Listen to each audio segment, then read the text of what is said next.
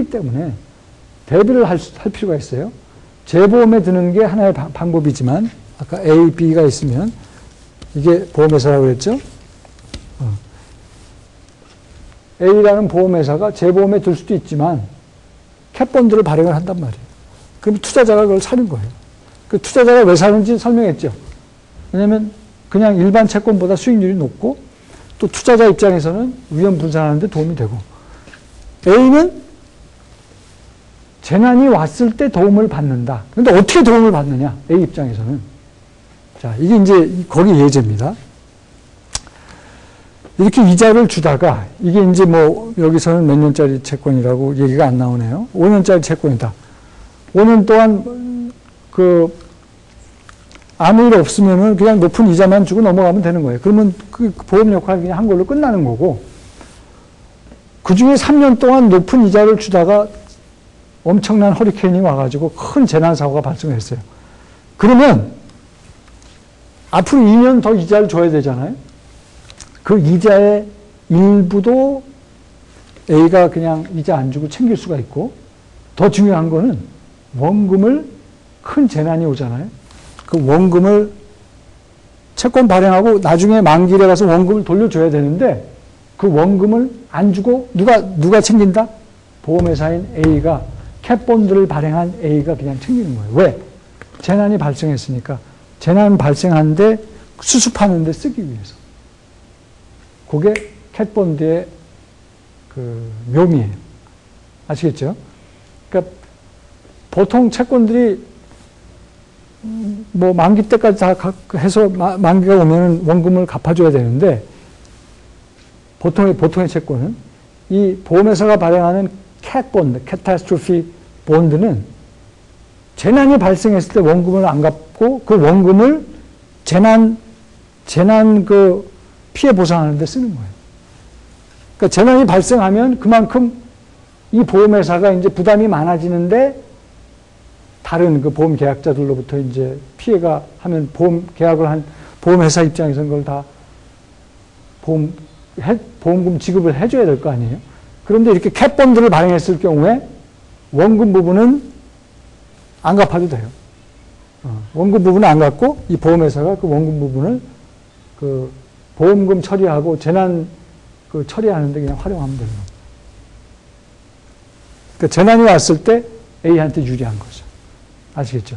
그리고 어떻게 계약을 하느냐에 따라서 남은 이자도 이 사람이 챙길 수가 있습니다. 그건 이제 계약하기에 달려 있어요. 자, 그게 캣본드다.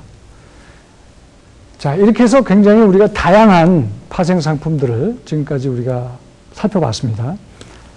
근데 그 90년대 이후로 이렇게 보면은 굉장히 많은 금융 사고들이 파생 상품 때문에 비롯돼가지고 굉장히 여러 금융 사고들이 발생을 했어요.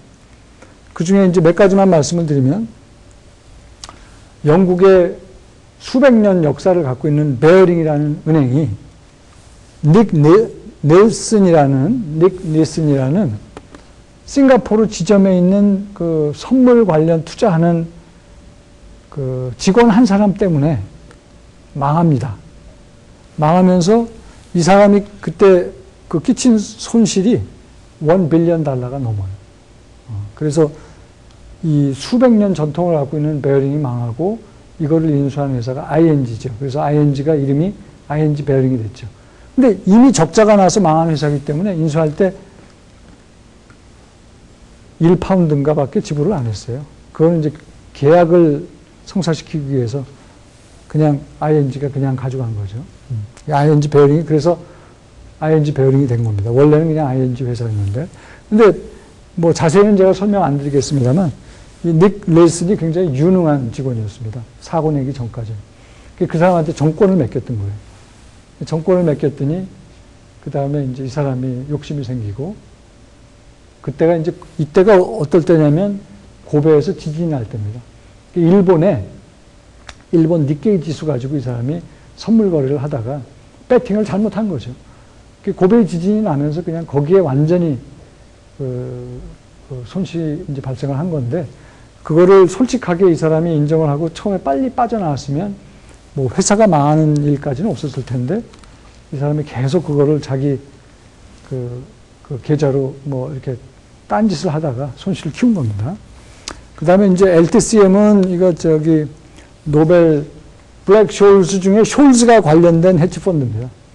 근데 이거 망하면서 98년도에 미국에서 이제 난리가 한번 났었죠. 98년도에. 그때 이제 이거를 미국 정부가 구제금융으로 지원한다고 그래서 엄청 여기 돈 들어가고 금리 낮추고 그러면서 그때 미국이 쏟아붓는 돈 때문에 전 세계에 벤처 거품이 왔다라고 보는 사람들도 많이 있습니다.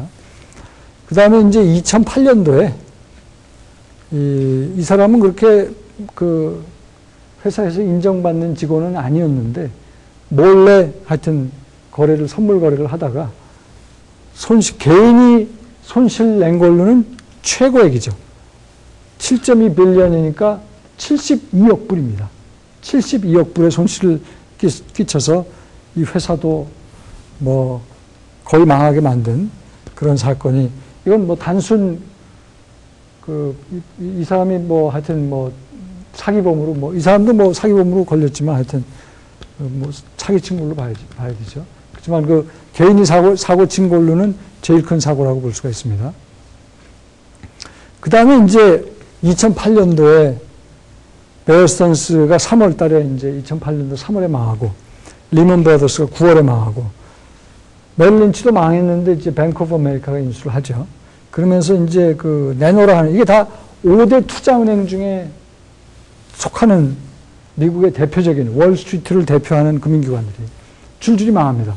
모건 스탠리랑 골드만삭스 빼놓고는 대표적인 투자은행들이 다 망해요.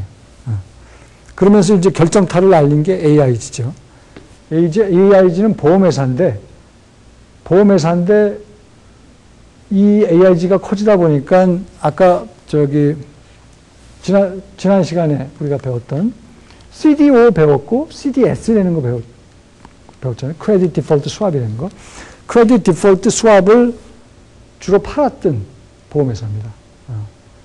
근데 이제 줄줄이 채권들 부도가 나면서 이 사람이 원금 보장해주는 약속을 한 금융기관이 도저히 감당을 못하니까 정부에서 구제금융을 신청하죠. 이게 180 빌리언이 이게 2009년 초 기준으로 그때까지 정부가 이 AIG라는 그 회사 하나에만 지원한 액수입니다. 그 이후로 아마 추가로 더 지원을 하지 않았을까 싶은데. 근데 지원을 안 하면 줄줄이 금융 시스템이 망가진다고 그래서 지원을 했죠. 2008년도 이후로는 액수도 커지고 그 금융사고가 막 줄줄이 한꺼번에 나고, 그래서 이게 제가 2008년 이전과 2008년 이후를 이렇게 나눴습니다. 근데 금융기관만 망한 게 아니에요. 보면은 이게 다 해외에서 내놓으라는 회사들입니다.